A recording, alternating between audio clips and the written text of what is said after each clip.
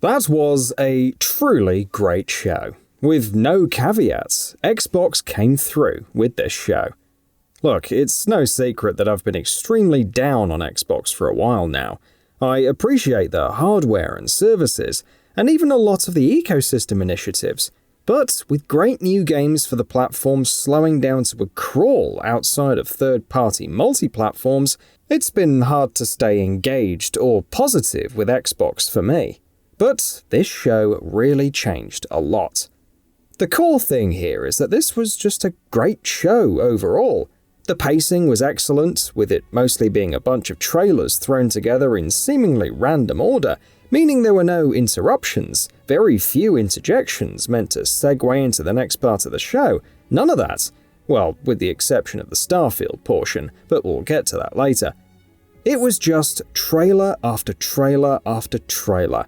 And while some of the trailers did disappoint me a little, I am a huge Fable fan, but them not showing any gameplay for it really bummed me out. On the whole, everything was at least very intriguing, and at best, flat out fantastic. Clockwork Revolution is inXile's new project, and that looks fantastic. With a great steampunk setting and a doubling down on the concentrated dose of RPG mechanics that fans love about their games, but now backed with a seemingly substantial budget, leading to a bump in production values. We got another look at Hellblade 2, and the visuals of the game, confirmed to be running in real time on a Series X, really further sell the title's next-gen visuals pitch. Say it. You are ready. Tell them. I am here. Now. What if we get lost? Don't Nod's next project, Jasant, looks incredibly great, with some extremely meditative gameplay, paired with their penchant for fantastic but relatable storytelling. RGG Studio gave us the first real look at Like a Dragon 8, now titled Like a Dragon Infinite Wealth, which seems to be doubling down on the shenanigans that new protagonist Ichiban gets into. Indie games came through, with new games announced from the developers of the Banner Saga, which looked great. We got another look at Forza. We got a great new Sea of Thieves expansion that crosses over with Monkey Island. Compulsion announced South of Midnight. Starfield got its most intriguing trailer yet, ahead of the dedicated segments at the end of the show. And they even announced a new Xbox Series S model, with more storage and a new all-black color. It was truly a great show. Amazing pacing, great games, almost all of which showed very well, little to no padding, and a very healthy mix and diversity of games. Multiple genres across the board, loads of great third-party games, loads of excellent first-party games, most of which had convincing showings with gameplay and at least a release window attached, meaning they were by definition more substantive than Xbox first-party announcements in the past, such as Everwild or Perfect Dark, which feel premature and don't materialize for years.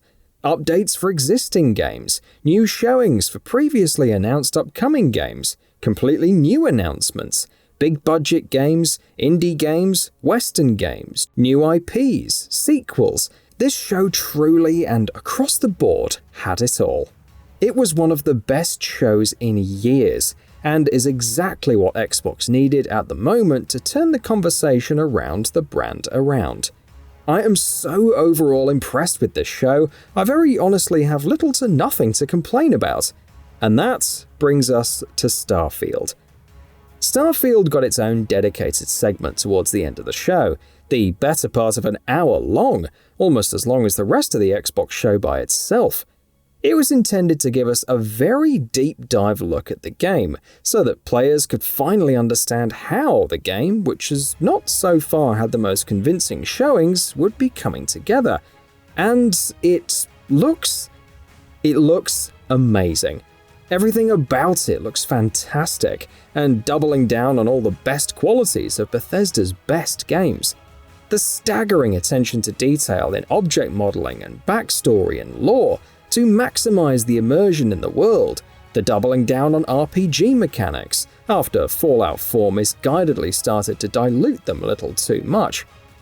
These RPG mechanics in turn seem to facilitate player-authored and emergent gameplay, with not only a vast variety of builds supported. My test for the depth of RPG mechanics in any WRPG is a pure speech pacifist build possible? And from the looks of things, it looks like it very much will be in Starfield. But also new mechanics such as traits and origin stories to further add more variety to the mix. The world seems stunning and imaginative, if still a little more grounded than I ideally would have liked. The exploration and discovery seems to be on par with Bethesda's best efforts, and the overall emphasis and possibility for emergent gameplay and dynamic discovery seems like it will all be there.